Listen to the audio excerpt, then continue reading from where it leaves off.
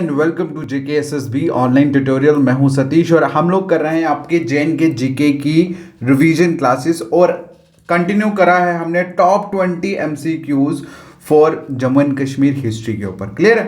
तो जैसे मैं ऑलरेडी 2 लेक्चर्स के ऊपर डाल चुका हूं और क्वेश्चंस मैं सिर्फ 10 ही ले रहा हूं, बट उन 10 क्वेश्चंस में भी मैं आप लोगों को कम से कम 30 से 40 क्वेश्चन की वैल्यू जो है वो प्रोवाइड कर रहा हूं, क्योंकि मैं कोशिश कर रहा हूं कि एक सीक्वेंस में आप लोगों को चीज़ें बता सकूं। क्लियर है? तो उसी तरह से आज की वीडियो जो है वो भी कंटिन्यू करेंगे और मेरा मेन मकसद है इन क्वेश्चन से आप लोगों का रिविजन करवाना। ठीक है, आप लोगों का रिवीजन करवाना। देखो, एक चीज़ मैं आपको क्लियर कर देना चाहता हूं स्टार्ट करने से पहले लेक्चर, कि अगर आप लोग इन क्वेश्चंस को इस नज़र से देख रहे हो कि मैं यहां से क्वेश्चन देखूंगा, यहीं से रट्टा मार के मैं एग्जाम में जाऊंगा, तो मैं आपको पहले बता दूं, वार्न कर लूं भैया, बिल्कुल गलत तरीका है ये।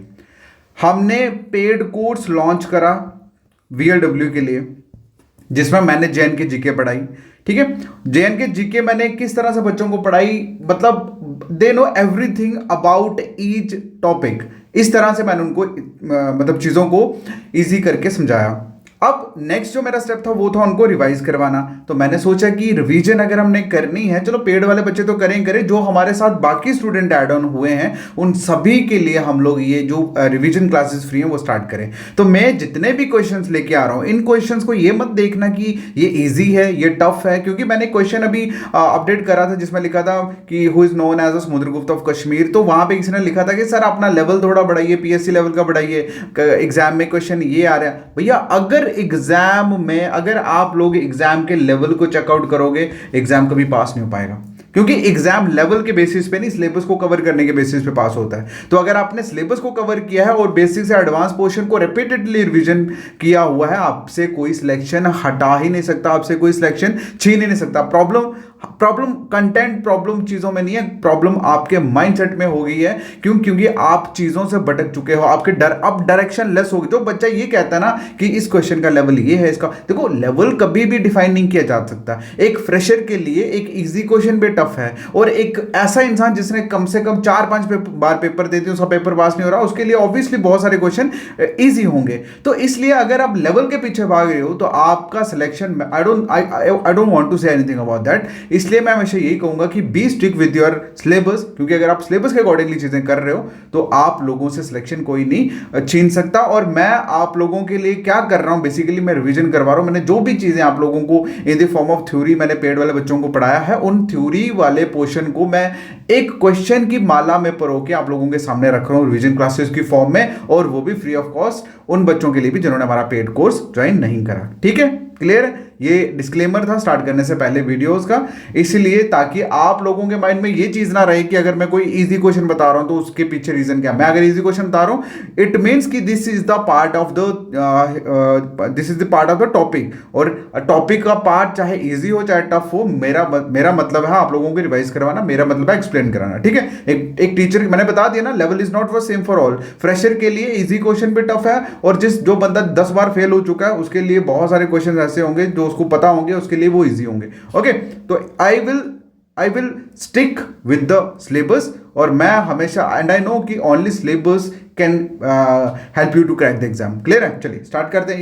ये मुझे एक्चुअली थोड़ा करना इंपॉर्टेंट था। चलिए अब हम बात करते हैं हमारा फर्स्ट क्वेश्चन में पूछा है कि अकॉर्डिंग टू नीलमत पुराण। ठीक है, मैंने आपको एक चीज कही थी कि अगर हम बात करें, देखो हिस्ट्री, आप लोग जो हिस्ट्री पढ़ते हो, अब हिस्ट्री का हमें कहां से पता लगता है, ऑनेस्टली स्पीकिंग कहां से पता लगता है? देखो, अब कोई ऐसा इंसान तो अभी तक, मतलब उस जमाने के इंसान अभी तक तो पैदा है ही नहीं। ठीक है, हमें जब भी कभी पता चलता है, या तो हमें जब हम खुदाइयां वगैरह करते हैं, जिसको एग्जीबिशन, मतलब जिसको आर्कियोलॉजिकल हम लोग कहते हैं, आर्कियोलॉजी मतलब खुदाई वगैरह जो डिपार्टमेंट करता है, एक तो वहां से पता लगता है, या कुछ लोगों ने बुक्स की फॉर्म में चीजों को लिखा होता है। ठीक है, बुक्स की फॉर्म में चीज़ों को लिखा होता है, फिर जब हम उनको पढ़ते हैं तो हमें पता लगता है कि भाई उस टाइम पे ये हो रहा था, वो हो रहा था। अब अगर हम बात करें बुक्स के सोर्सेज, तो बहुत सारे थे जिसमें डिफरेंट लोगों ने डिफरेंट मतलब टाइम पीरियड को डिफाइन किया है हिस्ट्री ऑफ कश्मीर के ऊपर, लेकिन मोस्ट इंपॉर्टेंट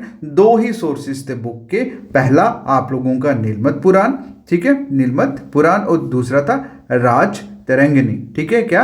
राज तिरंगिनी। अब निर्मित पुराण में क्या लिखा है, जो प्री राज तिरंगिनी वाला जो भी पीरियड है, ठीक है, मतलब राज तिरंगिनी से पहले वाला जितना भी टाइम पीरियड है, जितनी भी चीज़ें लिखी हैं अबाउट द कश्मीरी हिस्ट्री, वो किसमें है, वो निर्मित पुराण में है। ठीक है, अब निर्मित पुराण में एक चीज़ बोली है कि आप क्वेश्चन में पूछा है अकॉर्डिंग टू निर्मित पुराण आपको ये बताना है कि कश्मीर वैली के ओरिजिनल इनहेबिटेंट कौन थे, मतलब कश्मीर वैली के ओरिजिनल लोग कौन थे, रहने वाले थे। तो इसका जो आंसर है दैट इज नागास। ठीक है, क्या, नागास। अब देखो नागास वर्ड जो है नाग वर्ड से बना हुआ है। इट इज मतलब आप इससे बोल सकते हो कि हिंदी में सर्फ भी बोल सकते हैं, मतलब सांपों के लिए, लेकिन अब सांप तो रहते नहीं थे, इंसान रहते थे। ठीक है, तो ये आप इमेज देख सकते हैं, ये नागास पीपल है, मतलब जैसे म्यांमार में लोग होते हैं ना, जिस तरह के ये इमेज में आप देख लो गोरखा टाइप के, इस तरह से प्रजाति जो थी वो रहते थे। क्लियर है, तो मैं थोड़ा इमेज लगा के नागास के आप लोगों को थोड़ा एक्सप्लेन करने मतलब कोशिश करिए पिक्चर फॉर्म में एक्सप्लेन कराने की। ठीक है, तो अब एक और इंपॉर्टेंट चीज देखो, आप लोगों ने निर्मित पुराण के बारे में मैंने क्या कहा, अकॉर्डिंग टू निर्मित पुराण ओरिजिनल इनहेबिटेंट कौन थे, नागास थे। भाई मोस्ट इंपॉर्टेंट क्वेश्चन एग्जाम में पूछा हुआ है। ठीक है, अब ये मत बोलना कि इजी है, ये है, वो है, ये क्वेश्चन एग्जाम में आया हुआ, so that's why I am focusing on it. और इसी के साथ साथ अगर मैं एक और देखो, निर्मित पुराण जो है ना, निर्मित पुराण में ही ये चीज लिखी हुई थी कि जो कश्मीर था वो क्या थी, वो एक बहुत ह्यूज लेक थी। ये किस में लिखा हुआ है, ये निर्मित पुराण में लिखा हुआ है, जिसका क्या नाम था, जिसको बोला जाता था सती सर। अब इस सती सर में जल दो मतलब जो राक्षस वगैरह रहते थे, जो लोगों को परेशान करते थे, फिर फाइनली हुआ यूं कि जो लोग थे वो कश्यप ऋषि के पास गए, अपनी प्रार्थना लेके कश्यप ऋषि ने अपनी पावर के साथ जो पहाड़ था उसको एक साइड से काटा, पानी सारा बह गया, लेक जो थी वो ड्राई हो गई। देन उसके बाद वो जितने भी जल दो थे वो सारे मारे गए। उसके बाद कश्मीर का नाम जो था वो कश्यप मार, मतलब कश्यप ऋषि के ऊपर कश्यप मार रखा गया। देन उसके बाद कश्यप मार, फिर कश्यप मार, ऐसे करते करते करते फिर वो आज के टाइम पे बन गया आप लोगों का क्या, अब आज के टाइम पे बन गया है कश्मीर। ठीक है, और ये सारी बातें कहाँ लिखी हुई थी, it was writing down in निर्मित पुराण। ठीक है, आपके कितने क्वेश्चन मैंने बताया, एक तो नागाज वाला हुआ, दूसरा आपको सतीसर वाला पता लगा कि एक ह्यूज लेक थी, ये भी निर्मित पुराण में लिखी थी। उसके बाद कश्यप ऋषि के बारे में, हाँ उसके बाद का कश्यप कश्मीर का जो वर्ड है, का वर्ड होता है, मीनिंग होता है वाटर, और वहीं पे शमीर का मतलब होता है टू डेसिकेट। ठीक है, टू डेसिकेट मतलब ड्राई आउट। ठीक है, ये इंपॉर्टेंट है, ये सारी चीज़ें मैंने ऑलरेडी मतलब एक्सप्लेन करा हुआ है अपने लेक्चर में। चलिए नेक्स्ट क्वेश्चन की तरफ मूव ऑन करें। नेक्स्ट क्वेश्चन में पूछा है कि जो पीपल नेम कश्मीर, देखो ये ऑलरेडी मैं चीज़ एक्सप्लेन कर चुका हूँ कि जो मतलब आप कश्मीर का नाम है वो किन के नाम पे है, that is on the name of Kashyap मार, मतलब कश्यप ऋषि के ऊपर इनका नाम जो था वो पड़ा हुआ। नेक्स्ट क्वेश्चन आप लोगों के सामने कि who is regarded the India Kashmir first historian. आपको ये बताया मतलब पूछा गया क्वेश्चन में कि कश्मीर का फर्स्ट हिस्टोरियन किनको माना जाता है, तो इसका जो आंसर है दैट इज, देखो अब बात करें तो दो ही सोर्सेज हैं, एक सोर्सेज है निर्मित पुराण, क्या एक सेकेंड सॉरी,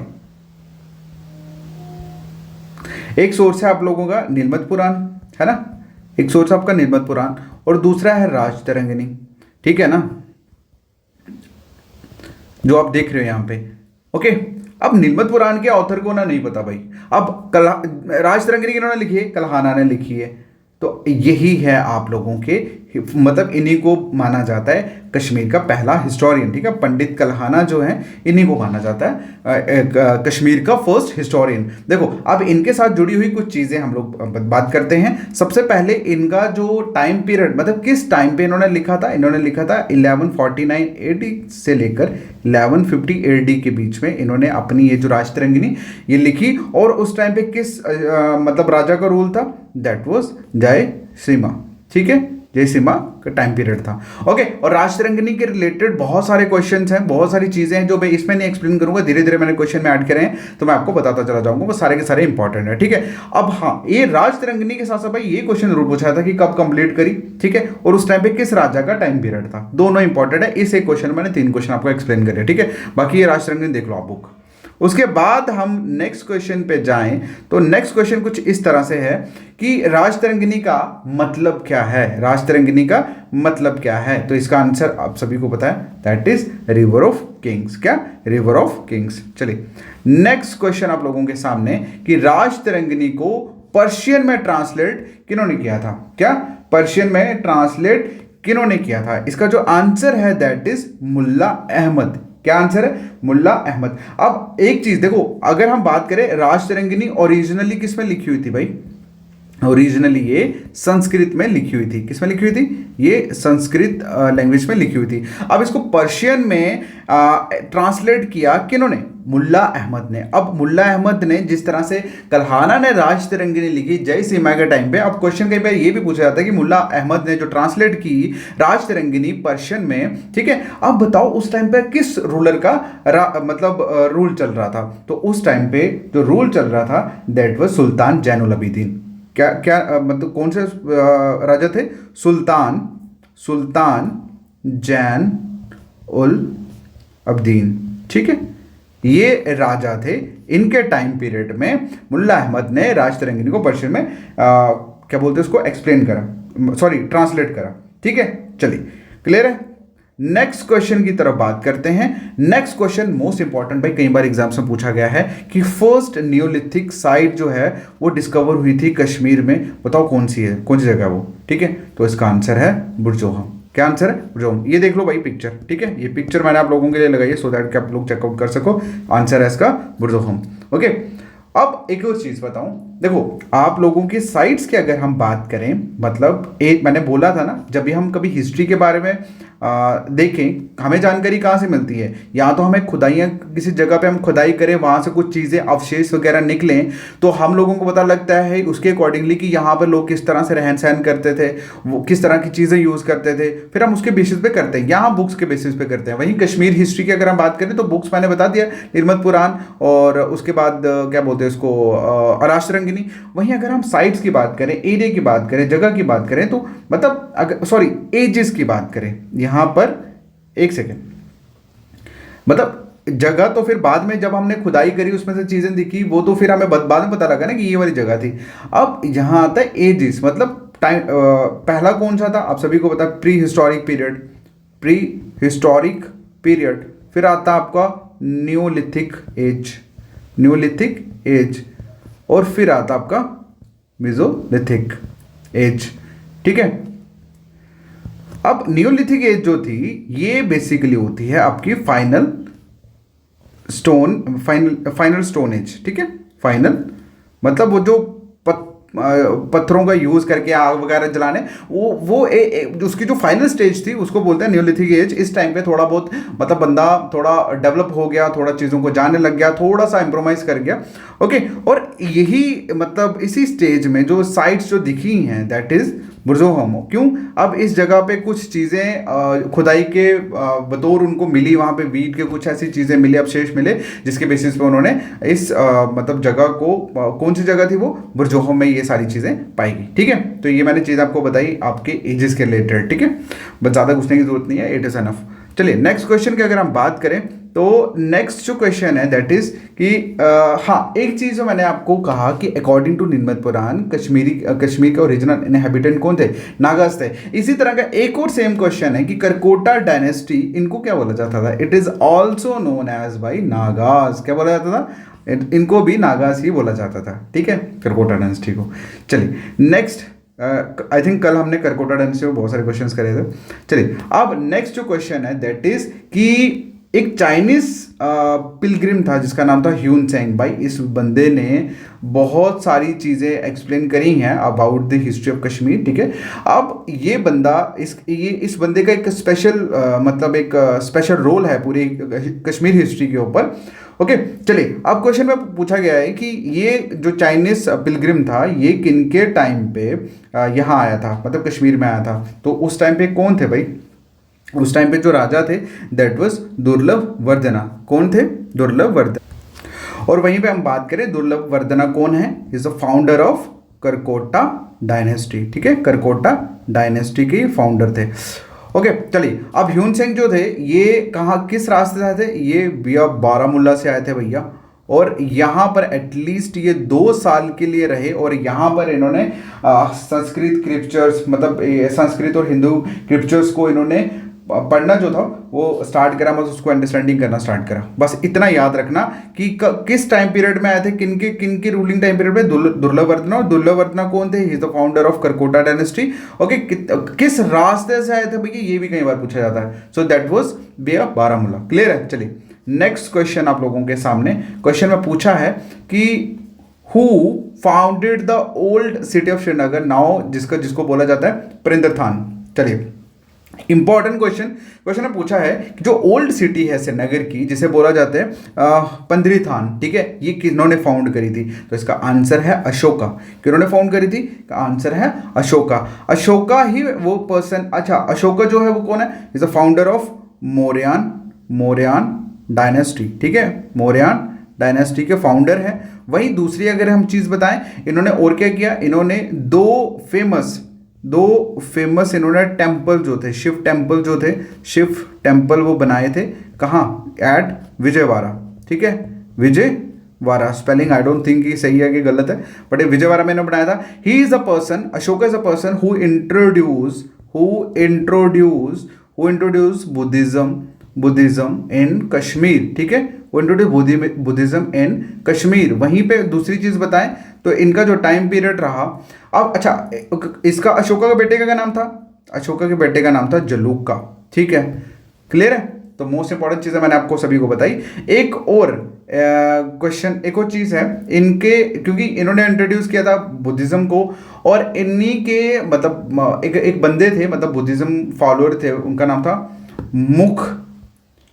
मुख्तियार, ठीक है, मुख्तियार। ये भी बुद्धिस्ट थे, और ये मुख्तियार पर्सन थे जिन्होंने सैफ्रॉन की कल्टीवेशन को इंट्रोड्यूस किया था। सैफ्रॉन कल्टीवेशन को इन्होंने इंट्रोड्यूस किया था, ठीक है। अगर आप लोगों ने मेरे लेक्चर्स सुने होंगे, आप हमारे अगर पेड बैच में होगे बीआरडब्ल्यू के, मैंने सारी चीज़ें एक्सप्लेन करी है वहाँ पे, माय डियर, सारी चीज़ें एक्सप्लेन करी है, ठीक है। चलिए बहुत है इतना, नेक्स्ट क्वेश्चन की तरफ मूव ऑन करते हैं। तो नेक्स्ट क्वेश्चन में पूछा गया है कि जो 4th बुद्धिस्ट काउंसिल थी, मतलब हेल्ड करी थी कनिष्का द्वारा, वो कहाँ करी थी, ठीक है। It was held in Kundalvan, ठीक है, कहाँ करी थी? कुंडलवन में। तो ये कुंडलवन बेसिकली कहाँ पे है? इट इज नियर शालीमार बाग। कहाँ पे? शालीमार बाग, ठीक है। अब कुछ इंपॉर्टेंट चीजें बताता हूँ। देखो कनिष्का के बारे में आप लोगों को एक चीज बताऊं कि इन्होंने फोर्थ बुद्धिस्ट काउंसिल जो रखी थी। अब इस 4th बुद्धिस्ट काउंसिल में आपको एक और इंपॉर्टेंट चीज मैं बता दूं। इसी 4th बुद्धिस्ट काउंसिल में जो बुद्धिज्म था वो 2 सेक्ट में डिवाइड हुआ। एक हुआ महायाना सेक्ट, और दूसरा हीनायाना सेक्ट, ठीक है। मतलब इसका मतलब बुद्धिज्म 2 पार्ट्स में डिवाइड हुआ, इसी 4th बुद्धिस्ट काउंसिल में हुआ था भैया, ठीक है। एक मतलब एक महायाना, दूसरा हीनायाना सेक्ट, ठीक है।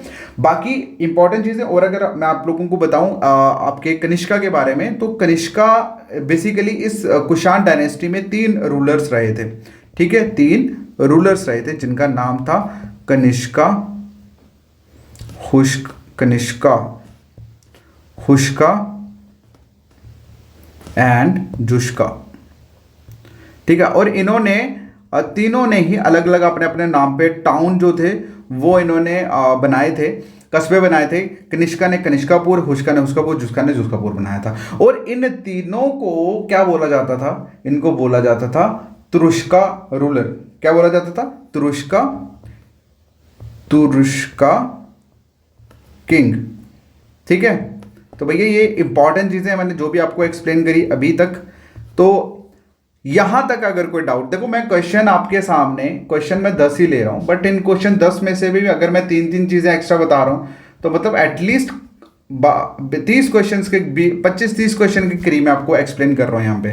ओके, देखो मेरा मेन मकसद है कि आप लोगों का मैं रिवीजन करा सकूं अच्छे से, और वो सारे क्वेश्चन जो एग्जाम में आते हैं वो मेरा मेन मकसद टफ और इजीनेस से नहीं है। I just want to hit on that thing which you will see in your examination, that's all simply. Okay, तो लास्ट में सिर्फ इतना ही बोलूंगा, हर बार की तरह अगर आपको अच्छा लगा लेक्चर तो मैं सच बताऊँ, जिस तरह से मैं मोटिवेट रहता हूँ डिलीवरिंग लेक्चर टू यू, मुझे बहुत अच्छा लगता है जब आप अच्छे अच्छे कमेंट करते हो ना, मुझे बहुत अच्छा लगता है। तो अगेन अगर आपने लास्ट तक ये वीडियो देखा है तो एक कमेंट जो आप करोगे वो ये कि जैन के जीके विद सतीश सर, ठीक है। अगर आपको अच्छा लगा, देखो आगे आप एक्सीडेंट लिखो, जो लिखना लिखो, कोई चक्कर नहीं, बट ये लाइन अगर आपने लिखी तो मैं समझ जाऊंगा कि आपने वीडियो एंड तक देखा है, ठीक है। बाकी खुश रहो यार, ऑल द बेस्ट। मैं एक चीज़ आपको बता दूं, लाइफ में हर चीज़ की शुरुआत आपके माइंड से होती है। Be positive, we always open to grab the thing. कभी ईगो मत रखना कि मुझे तो ये आता है, मुझे तो वो आता है, ये बड़ी बुरी तरह से टूटता है। मैं कहता हूँ जो करना है करो, बट जब बात एजुकेशन की हो, नॉलेज की हो, बिल्कुल आंख कान खोल लो कि पता नहीं कौन सी चीज़ मेरे माइंड में पड़ जाए और चीज़ें बारे नेरे हो जाए, ठीक है। बाकी ऑल द बेस्ट। अगर आपको कोई भी इशू, कोई भी प्रॉब्लम इस चीज़ के रिगार्डिंग है, आप नंबर देख रहे हो 7006332724, इसमें मैसेज करो, मैं सारी चीज़ें क्लियर करूंगा, ठीक है। और जो बच्चे व्हाट्सएप जिन्होंने अभी तक ज्वाइन नहीं करा हमारा ऑफिशियल व्हाट्सएप ग्रुप, वो लोग सारे के सारे ग्रुप जो है वो ज्वाइन कर लो, क्योंकि अभी आई थिंक संडे को मैं एक लाइव वेबिनार जो है वो लेने वाला हूँ आप सबके साथ, ठीक है। थैंक यू सो मच, मिलते हैं नेक्स्ट वीडियो में, ठीक है, बाय बाय।